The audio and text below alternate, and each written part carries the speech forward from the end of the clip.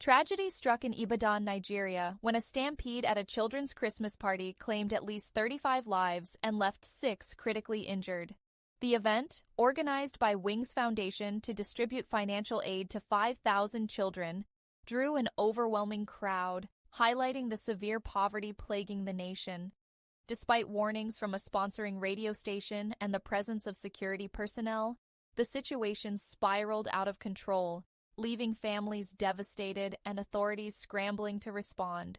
The incident underscores Nigeria's deepening economic crisis, with widespread poverty and inflation compounding citizens' struggles. Oyo State Governor Seyi Makinde has confirmed investigations are underway, with organizers detained for questioning. For more insights into the factors behind this tragedy and its broader implications, tune into our podcast discussion where experts and eyewitnesses weigh in on the unfolding crisis. It's hard to even process, Yeah. 35 children gone in a stampede at a school fun fair in Ibadan, Nigeria. Yeah. A fun fair organized by the Wings Foundation and Egidigbo FM radio for families, local families. They were giving out food and gifts. How does something so joyous turn into something so horrific? It's really jarring, that contrast. I think it speaks to a lot of deeper things happening in Nigeria, things we need to really look at. Yeah, okay. Let's try to unpack this. This was at the Islamic High School in Ibadan, Nigeria's third largest city. Thousands of people showed up, hoping to, win scholarships, get gifts. And then, well, what happened is it's just devastating. Yeah, just the sheer number of people there, the crowd, it was a huge factor. Reports say the stampede started when they began handing out the food and the gifts. You can almost imagine it, the desperation, people pushing and shoving, just trying to get those resources. It's a pretty stark look at the economic reality for a lot of Nigerians. It's just awful. And you sent over some research on other stampedes that have happened in Nigeria recently, and it's a disturbing pattern. This incident with the children is especially horrific, but it's like there's a theme here. It's true, yeah. Earlier this year, 2 students died at Nasarawa State University. A stampede, they were rushing to get free rice, and then there were those 4 women crushed to death in Bauchi, waiting for cash handouts from a businessman. So yeah, this isn't an isolated thing. It's striking to me how many of these stampedes have to do with food or aid, essential things. Is this something unique to Nigeria, or do we see this in other countries that are facing, similar economic struggles? Well, it's definitely not limited to Nigeria. It's unfortunately a global thing. Anytime you have extreme poverty and a lack of social safety nets, you see these kinds of desperate situations.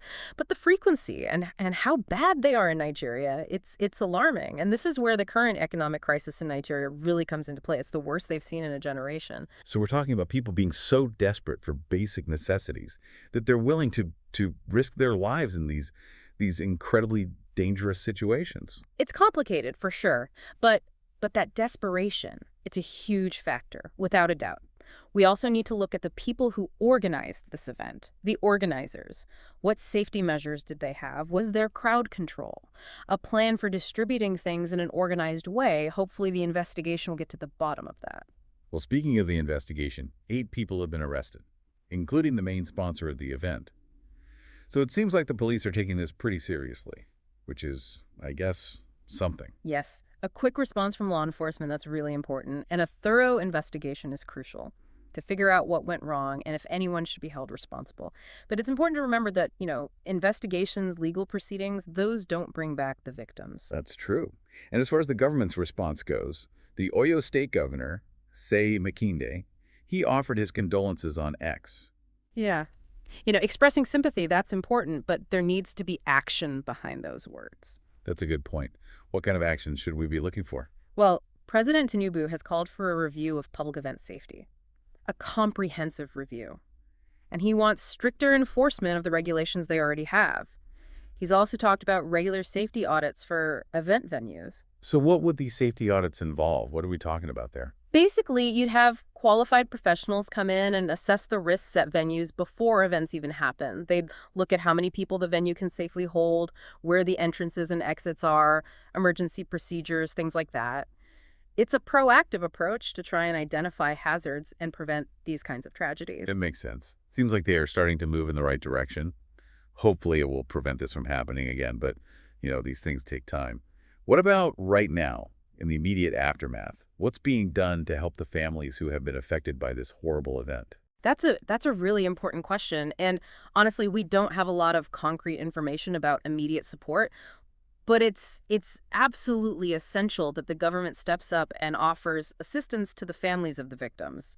Financial aid, counseling, support systems to help them cope with this unbelievable loss. Yeah, it's the absolute least they can do. This whole situation just highlights how crucial it is to protect people, especially the most vulnerable. Absolutely. It's a shared responsibility. Event organizers have to prioritize safety above everything else. Authorities need to enforce the rules and make sure organizers are following them. And of course, individuals need to be aware of the risks involved when they're in large crowds. It's really a multi-pronged approach to prevent these things from happening again. We keep talking about large gatherings, but this wasn't just any gathering. It was a fun fair. This was supposed to be a joyful day for these families. And that's what makes it so, so tragic. It reminds us that even in the middle of celebration, we can't let safety become an afterthought. Let's maybe shift gears a bit here. We've talked about the specifics of this stampede, but you also sent research on two other stampedes earlier this year in Nigeria, one at a university and the other involving those cash handouts from a wealthy businessman. Maybe by looking at those, we can see some common threads, and that might point us towards some solutions. Absolutely. Let's take a look at those cases and see what we can learn. Okay, so let's start with the incident at Nasarawa State University. Back in March, 2 students died and 23 were injured. And it was all because of, get this, a stampede for free bags of rice. Free bags of rice. I mean, that's basic food. It's hard to imagine that something so essential could lead to something so awful. It really underscores the level of need in these communities. Yeah, it does. And you have this desperation combined with, well, it seems like there's just no organization during the distribution at all. So you have these students, probably hungry, probably with very limited resources, rushing to get their share, and the whole thing just spirals out of control. It makes you think about those students' families, sending their kids off to school, hoping for a better future, and then this. It's just heartbreaking. It is. It really highlights the struggles that so many people face every single day. You mentioned another stampede, the one involving the wealthy businessman. What happened there? That one also happened in March in Bauchi. 4 women were crushed to death while they were waiting for cash handouts from this businessman. It was during Ramadan. It's disturbing that all 3 of these stampedes, the one in Ibadan and these 2, they all happened at events that were supposed to be, charitable. You'd think that if the intention is to help, that would naturally lead to a more, orderly and safe environment. You would think so, right? But it seems like good intentions aren't enough.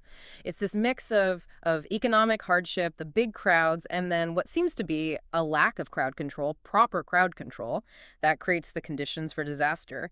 And these events, they really raise questions about the responsibility of the people offering this aid. Are they doing enough to make sure the people they're trying to help are safe? Okay, yeah, that's a really good point. So there's this recurring theme here, these stampedes in Nigeria, and often they're connected to the distribution of resources. Economic hardship is clearly a factor, but then there's this issue of crowd control and potentially just a lack of safety measures.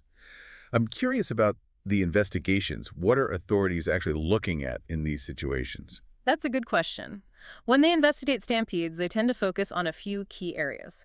First, they'll look at how the event was planned, how it was organized. Did the organizers have a safety plan, a real one? Did they take into account the size of the crowd and the potential risks? Were there enough security people, and were there crowd control measures? So they're basically looking at how prepared the organizers were. What else? They also look at the physical environment where the stampede happened. Were there any problems with the design, the structure of the place that might have contributed to the chaos? Like, were there enough exits? Were they clearly marked? Could people actually get to them? Were there any bottlenecks, areas where overcrowding was likely to happen? It sounds like a very thorough process. Yeah. But we've talked about the organizers, the event venue. What about individual responsibility? Do individuals have a role play in these tragedies? How do their actions factor in? That's an important point. Individuals absolutely have a responsibility to be aware of what's going on around them and to make safe choices when they're in a big crowd. Things like knowing where the exits are, not pushing or shoving, and following the instructions of security personnel. So it's a lot of things coming together then. The economic context, the actions of the organizers, and individual behavior.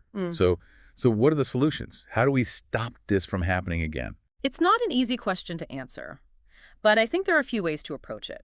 First and foremost, we have to address the economic hardship that drives people to these risky situations in the first place.